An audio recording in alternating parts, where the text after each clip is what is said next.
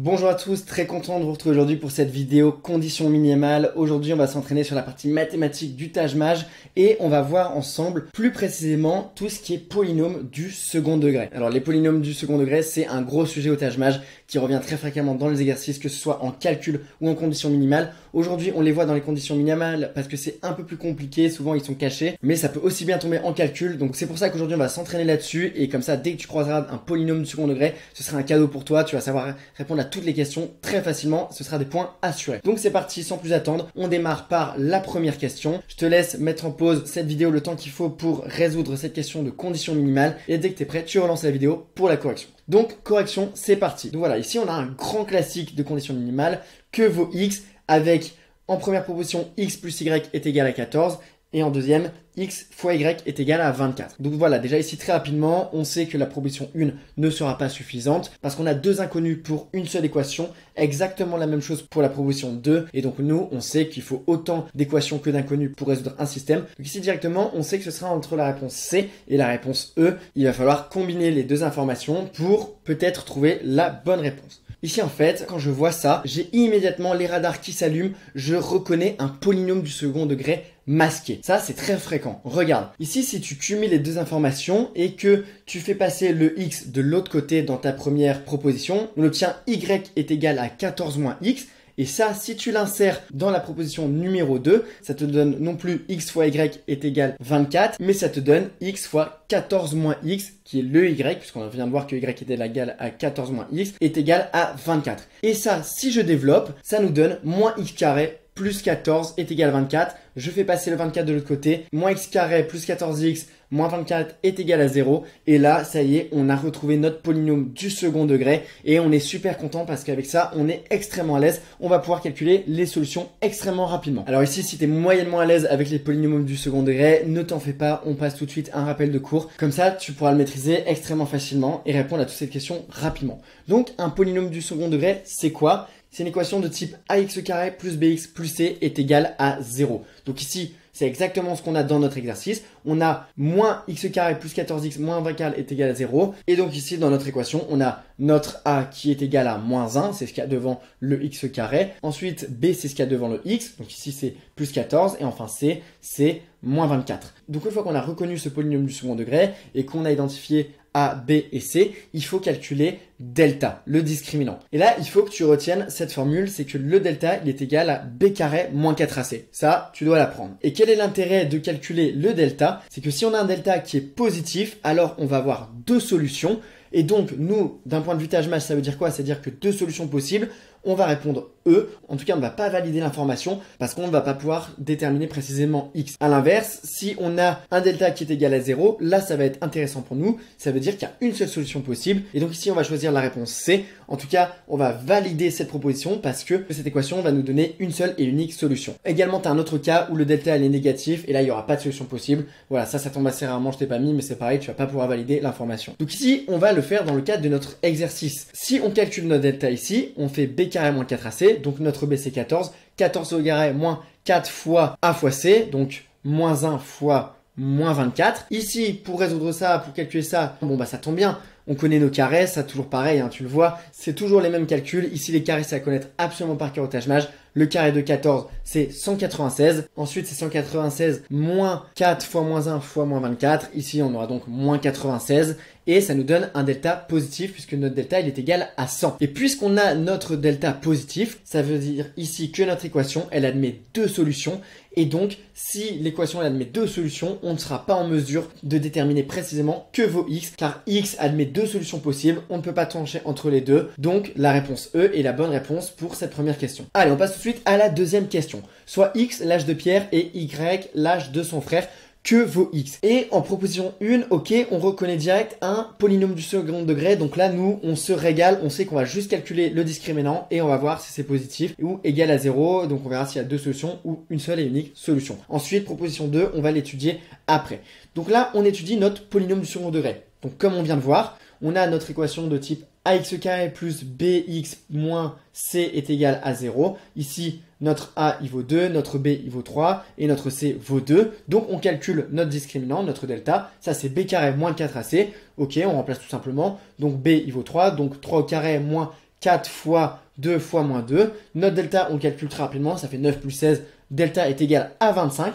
Et donc, on a un delta positif. Comme on vient de voir, delta positif, ça veut dire deux solutions possibles. Si on a deux solutions, on ne peut pas déterminer précisément que vaut x. Et notre proposition est donc insuffisante pour déterminer que vaut x. On ne valide pas l'information. Et là, on commet une grosse erreur. Parce que ici, c'est quoi la différence entre notre question 1 et notre question numéro 2? Ici, dans notre question numéro 2, on a une contrainte. Puisque on sait que x, il est égal à l'âge de Pierre.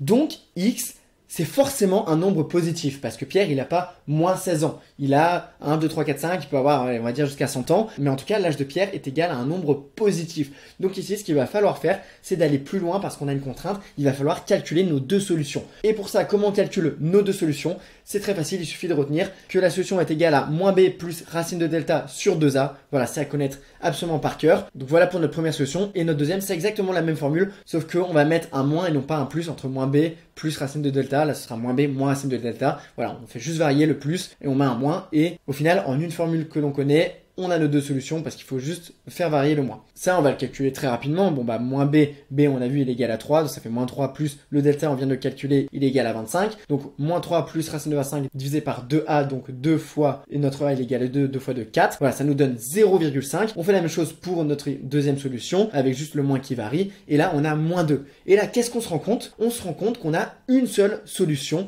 qui est positif, 0,5. Et donc ici, puisque x correspond à un âge, il ne peut pas être négatif. Donc on a une seule solution possible, c'est x est égal à 0,5. Donc Pierre, il a 0,5 ans, il a 6 mois, mais en tout cas, il n'a pas moins 2 ans, ça c'est pas possible. Pierre peut avoir 0,5 ans, il ne peut pas avoir un âge négatif. Donc cette proposition 1, elle est suffisante, on la valide. Et donc là, on n'hésite plus qu'entre la réponse A et la réponse D, à savoir soit on a la proposition 1 qui suffit et la proposition B, elle ne suffit pas, soit les deux sont suffisantes et dans ce cas-là, on va prendre la réponse D, mais en tout cas, on n'a plus qu'une chance sur deux. Donc si on est à court de temps, on tente déjà au hasard parce que mathématiquement, quand on hésite entre deux possibilités, on est certain que c'est entre ces deux possibilités, on a tout intérêt à tenter parce qu'on a plus à gagner qu'à perdre. Voilà, c'est la petite parenthèse. Si jamais tu posais la question, est-ce que je dois répondre au hasard au Taj-Maj? Ça dépend. Si tu hésites entre deux réponses et que tu es sûr vraiment que c'est entre les deux, tu as intérêt à le tenter. Sinon, tu ne le tentes pas. Alors, le point qu'on vient de voir sur les polynômes du second degré, il est bien évidemment dans le guide de la partie mathématique du Taj-Maj. C'est à partir de ce point-là que j'ai fait cette vidéo. Donc voilà, si tu es intéressé pour progresser sur la partie mathématique du Taj-Maj, sache que tu peux procurer le programme La Revanche dans la description. Tu as donc ce guide qui rassemble toutes les formules et astuces que j'ai accumulées en 3 ans de préparation, plus un site internet pour t'entraîner, plus 9 vidéos comme celle que je suis en train de faire. Mais on n'a pas terminé notre question. Donc maintenant, on va tester la proposition 2. Donc ici, on nous dit que si on prend 3 fois l'âge qu'il aura dans 6 ans et qu'on lui retire 3 fois l'âge qu'il avait il y a 6 ans, il aurait 36 ans. Bon, bah là, on va poser l'équation rapidement. Soit x, l'âge de Pierre. Si on prend 3 fois x plus 6, l'âge de Pierre dans 6 ans, et qu'on lui retire, on soustrait 3 fois l'âge qu'il avait il y a 6 ans, donc 3 fois x moins 6 étant l'âge qu'il avait il y a 6 ans, on obtient 36. Et alors là, à première vue, on peut se dire, ok, bon bah une équation, une inconnue, je vais pouvoir résoudre ça, mais il faut faire attention à ce que les x ne s'annulent pas, et c'est typiquement le cas de notre équation. Ici, tu vois, tu as plus 3x moins 3x, donc ça va s'annuler, et tu as plus 18 égale 36.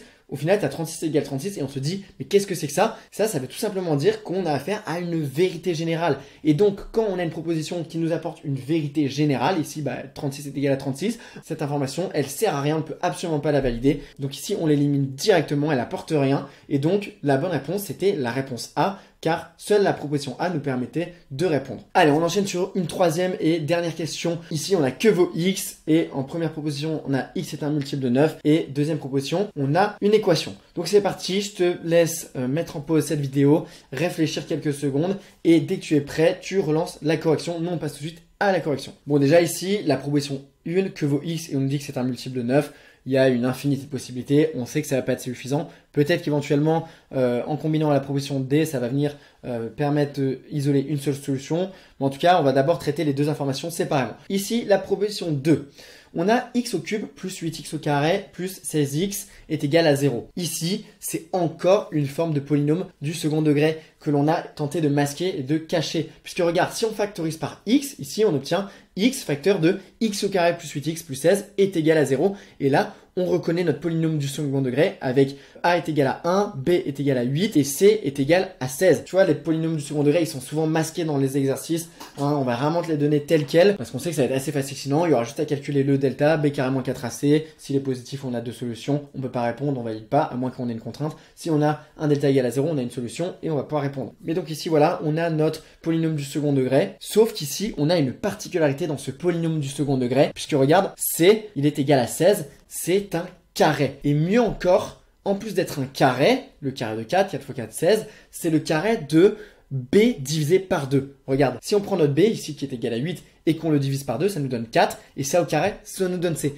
Et alors ça, dès qu'on a ça, c'est un polynôme du second degré bien particulier, puisqu'il est né d'une identité remarquable. Ici, x carré plus 8x plus 16, c'est en fait l'identité remarquable x plus 4 au carré est égal à 0, c'est la même chose. Et donc ici, on trouve très rapidement notre solution, puisque x plus 4 au carré est égal à 0. Bon bah x ici, il est égal à moins 4, puisque moins 4 plus 4, ça donne 0, 0 au carré est égal à 0. Et on a tout de suite notre solution, x il est égal à moins 4. Bon alors, je vais t'expliquer comment on passe de ce polynôme à notre identité remarquable. Donc c'est effectivement primordial de reconnaître les polynômes du second degré qui naissent de l'identité remarquable, x plus quelque chose au carré. Et alors ici, l'indice absolument majeur, le truc qui te dit ok, ce polynôme il est né de l'identité remarquable x plus quelque chose au carré, c'est que c est un carré. Ici je t'ai mis plusieurs exemples, tu vois, de polynômes du second degré avec à chaque fois c qui est un carré. Donc tous ces polynômes là du second degré, c'est-à-dire qu'on peut les réécrire sous la forme de l'identité remarquable x plus quelque chose. Mais alors comment on trouve le quelque chose?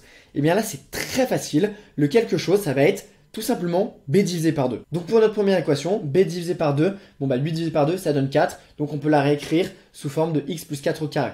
Ensuite, la deuxième équation, b divisé par 2, 14 divisé par 2, ça nous donne 7. Donc on a x plus le quelque chose, c'est 7 au carré. Et enfin la troisième, bon bah 10 divisé par 2, ça nous donne 5. On a notre quelque chose qui est égal à 5. On peut écrire la troisième équation, x plus 5 au carré. Donc voilà, si on revient dans notre exercice, ici on a notre polynôme du second degré. On a vu que c c'est un carré, donc boum, je sais que ça naît d'une identité remarquable. Donc ça peut être écrit sous la forme de x facteur de x plus quelque chose au carré. Et pour trouver le quelque chose, on fait b divisé par 2. b c'est 8, donc 8 divisé par 2, ça nous donne 4. Et donc ça, c'est la même chose que x facteur de x plus 4 au carré est égal à 0.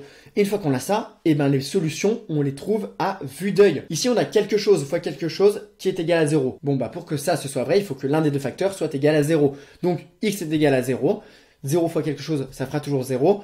Ou le deuxième facteur, x plus 4 au carré est égal à 0. Bon bah là, très rapidement, je vois qu'il faut que x soit égal à moins 4. Comme ça, moins 4 plus 4, ça nous donne 0. 0 au carré, 0. Et x fois, peu importe ce que sera x, ça nous donnera 0. Donc ici, on a deux solutions possibles. X est égal à 0 ou x est égal à moins 4. Et donc ici, puisqu'on a deux solutions, comme on vient de les trouver, x égale 0 ou x égale moins 4, on ne peut pas savoir combien précisément vaut x. Donc la bonne réponse, c'est la réponse E. Donc voilà ce qu'on a vu aujourd'hui. Et ce qui est absolument primordial de retenir, c'est la leçon courte de la vidéo. On a vu ce qu'était un polynôme du second degré. C'est une équation de type ax carré plus bx plus c est égal à 0.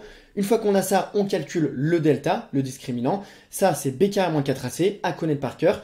Et si notre delta il est positif, on a deux solutions. Donc ça va être insuffisant, à moins qu'on ait une contrainte, comme on a vu, x c'est l'âge de quelqu'un, x c'est la longueur d'un côté d'un rectangle, donc x il est forcément positif, et donc là il va falloir calculer les deux solutions pour voir s'il n'y en a pas une qui est négative, et donc on peut l'éliminer, et qu'il en reste plus qu'une. Et si le delta il est égal à 0, on a une solution directe, c'est suffisant, on valide l'information. Ensuite on a également appris un type de polynôme du second degré bien particulier, c'est celui où c c'est un carré, et dans ce cas-là on sait qu'on peut le réécrire sous la forme toute simple de x plus quelque chose au carré. Pour trouver les pointillés, ce quelque chose, on fait b divisé par 2. Et l'intérêt de faire ça, c'est quoi? C'est qu'on va trouver deux têtes, la solution. La seule solution, c'est moins b divisé par 2. Donc ici, par exemple, 4. Et donc le x, ça va être moins 4 pour que ça soit égal à 0. Et donc ici, c'est pour ça qu'on a moins b divisé par 2 pour la seule solution. Et donc ça, c'est hyper pratique pour les questions de conditions minimales, savoir si ça va être suffisant pour répondre, mais également sur la partie calcul. Quand tu as un polynôme de second degré comme ça et que tu vas devoir calculer la racine, bah toi, tu vas savoir deux têtes. Tout ce qu'on a vu aujourd'hui, c'était bien évidemment tiré du guide de la partie mathématique. J'ai vu ces points, je me suis dit, ok, on va en faire une vidéo. Voilà, le guide de la partie mathématique du Taj Mahal, c'est un guide dans lequel j'ai rassemblé toutes les formules et les astuces que j'avais accumulées en 3 3 ans de préparation sur cette épreuve. Tu as également un site internet pour t'entraîner sur les valeurs repères à connaître absolument par cœur au Taj Mahal. En plus de ce site et de ce guide, tu as 9 vidéos comme celle que je viens de te faire aujourd'hui, à la seule différence près. On n'aborde pas les formules que tout le monde connaît, voilà, comme les formules du polynôme du second degré. On aborde vraiment les points pépites que j'ai trouvés en ces 3 ans de préparation sur cette épreuve. C'est vraiment toutes les formules et les astuces inédites que tu retrouveras nulle part ailleurs dans les ouvrages classiques. Il n'y a aucun intérêt pour moi, bien évidemment, de faire des vidéos sur les cas de rattrapage ou les cas d'épassement, où ces formules, tout le monde les connaît, elles sont issues des grands manuels. Là, non, c'est vraiment 9 vidéos où tu as toutes les formules inédites que tu retrouveras nulle part ailleurs. Donc voilà, si tu es intéressé par ce programme La Revanche pour progresser sur la partie mathématique du Taj Mahal, sache que tu peux te le procurer dans le lien de la description de cette vidéo. En attendant, moi, je te souhaite bon courage pour ces révisions et on se retrouve à très bientôt pour une prochaine vidéo.